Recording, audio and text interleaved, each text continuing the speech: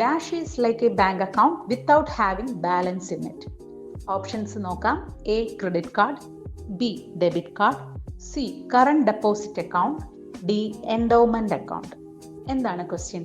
ഇതൊരു bank account പോലാണ്, പക്ഷേ ഇതിൽ എന്ത് വേണ്ട?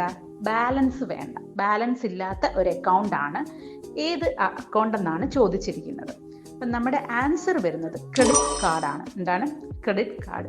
ഇതുമായിട്ട് ബന്ധപ്പെട്ട് ഒരുപാട് ക്വസ്റ്റ്യൻസ് ചോദിച്ചിട്ടുണ്ട്. ക്രെഡിറ്റ് കാർഡ് എന്ന് പറയുന്നത് നമ്മൾ കറണ്ട് അല്ലെങ്കിൽ സേവിങ്സ് അക്കൗണ്ട് ഹോൾഡേഴ്സിന് ഇഷ്യൂ ചെയ്യുന്ന കാർഡിനെയാണ് ക്രെഡിറ്റ് കാർഡ് എന്ന് പറയുന്നത്. മനസ്സിലായില്ലേ? അപ്പോൾ അതിൻ്റെ ഒരു സ്ലോഗൻ എന്ന് പറയുന്നത് എന്താണ്? Buy now pay later.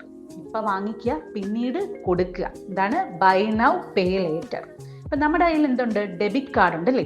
Buy now pay now. അതായത് നമ്മുടെ അക്കൗണ്ടിൽ ക്യാഷ് ഉണ്ടെങ്കിൽ മാത്രമേ നമുക്ക് ആ സാധനം വാങ്ങിക്കാൻ പറ്റൂ. എന്നാൽ ക്രെഡിറ്റ് കാർഡ് എന്ന് പറയുന്നത് നമ്മുടെ അക്കൗണ്ടിൽ ക്യാഷ് വേണ്ട.